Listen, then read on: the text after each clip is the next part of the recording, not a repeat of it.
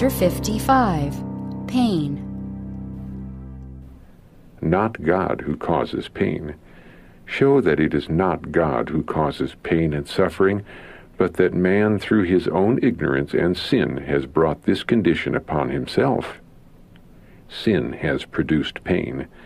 The continual transgression of man for 6,000 years has brought sickness, pain, and death as its fruits. And as we near the close of time, Satan's temptation to indulge appetite will be more powerful and more difficult to overcome. Aches and pains, nature's protest. Many are living in violation of the laws of health and are ignorant of the relation their habits of eating, drinking, and working sustain to their health. They will not arouse to their true condition until nature protests against the abuses she is suffering by aches and pains in the system. If even then the sufferers would only commence the work right and would resort to the simple means they have neglected, the use of water and proper diet, nature would have just the help she requires and which she ought to have had long before. If this course is pursued, the patient will generally recover without being debilitated. Intemperance causes suffering. Many are so devoted to intemperance that they will not change their course of indulging in gluttony under any considerations. They would sooner sacrifice health and die prematurely than to restrain their intemperate appetite. And there are many who are ignorant of the relation their eating and drinking has to health. Could such be enlightened, they might have moral courage to deny the appetite and eat more sparingly of that food alone which was healthful, and by their own course of action save themselves a great amount of suffering. Pain caused by restoring processes. Pain is frequently caused by the effort of nature to give life and vigor to those parts that have become partially lifeless through inaction. Suffering exaggerated by mental attitude, a personal message. If you had denied your taste for reading and seeking to please yourself, had devoted more time to prudent physical exercise, and had eaten carefully of proper, healthful food, you would have avoided much suffering. A part of this suffering has been imaginary. If you had braced your mind to resist the disposition to yield to infirmities, you would not have had nervous spasms. Your mind would be drawn away from yourself to household duties, keeping your house with order, neatness, and taste. Sufferers incline to become impatient.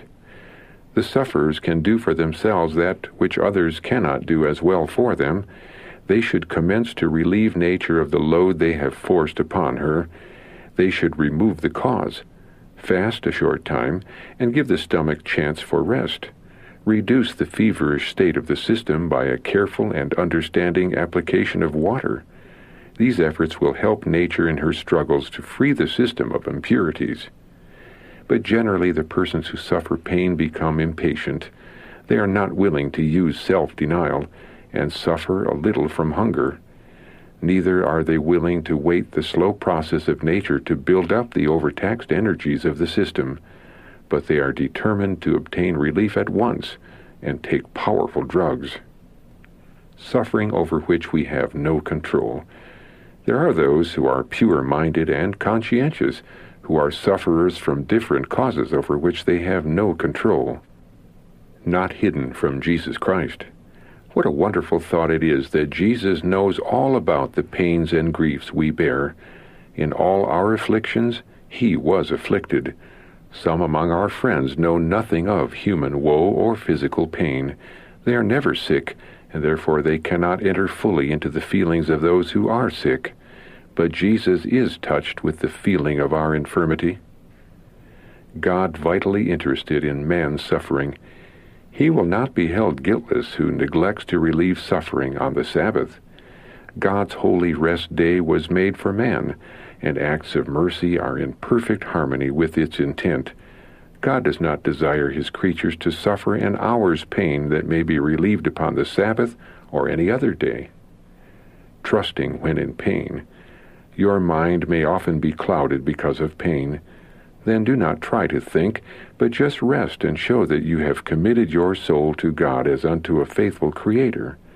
It is your privilege to show in your weakness and suffering that you do not doubt the love of God toward you, that you know that He is faithful who has promised, and that you trust soul and body in His hands, that He will keep that which is committed to His trust.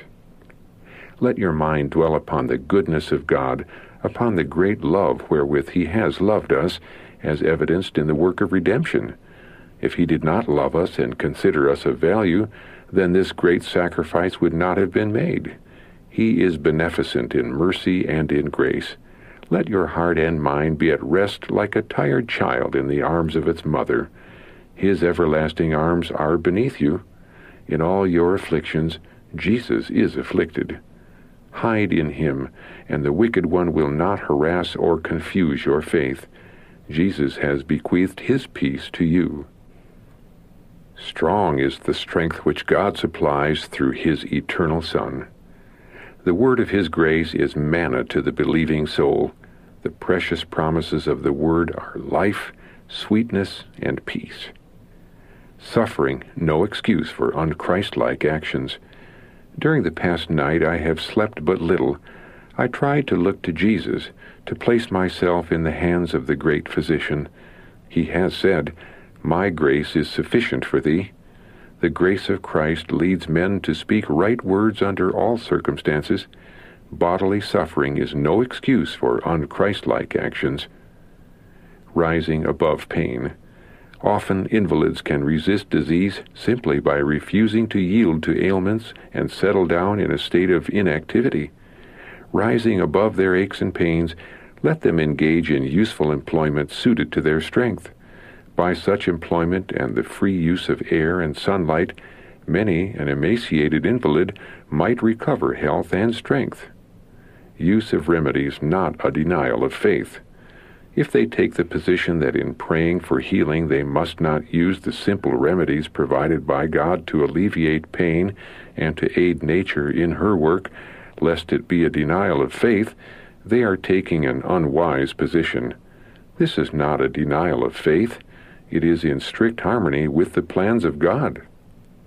When Hezekiah was sick, the prophet of God brought him the message that he should die. He cried unto the Lord, and the Lord heard his servant and worked a miracle in his behalf, sending him a message that 15 years should be added to his life. Now one word from God, one touch of the divine finger, would have cured Hezekiah instantly. But special directions were given to take a fig and lay it upon the affected part, and Hezekiah was raised to life. In everything we need to move along the line of God's providence. A disposition to cause pain is satanic. It is because of man's sin that the whole creation groaneth and travaileth in pain together. Romans chapter 8, verse 22. Suffering and death were thus entailed, not only upon the human race, but upon the animals. Surely, then, it becomes man to seek to lighten, instead of increasing, the weight of suffering which his transgression has brought upon God's creatures. He who will abuse animals because he has them in his power is both a coward and a tyrant. A disposition to cause pain, whether to our fellow men or to the brute creation, is satanic. Many do not realize that their cruelty will ever be known because the poor dumb animals cannot reveal it.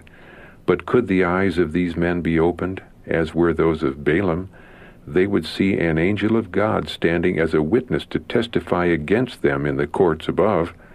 A record goes up to heaven, and a day is coming when judgment will be pronounced against those who abuse God's creatures.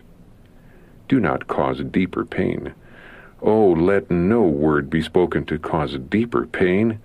To the soul weary of a life of sin, but knowing not where to find relief, present the compassionate Savior. Take him by the hand, lift him up, speak to him words of courage and hope. Help him to grasp the hand of the Savior. Christ's anguish greater than bodily pain. But bodily pain was but a small part of the agony of God's dear Son. The sins of the world were upon him. also the sense of his Father's wrath as he suffered the penalty of the law transgressed. It was these that crushed his divine soul. It was the hiding of his Father's face, a sense that his own dear Father had forsaken him, which brought despair. The separation that sin makes between God and man was fully realized and keenly felt by the innocent, suffering man of Calvary. He was oppressed by the powers of darkness. He had not one ray of light to brighten the future, and he was struggling with the power of Satan, who was declaring that he had Christ in his power, that he was superior in strength to the Son of God, that the Father had disowned his Son, and that he was no longer in the favor of God any more than himself. If he was indeed still in favor with God, why need he die? God could save him from death.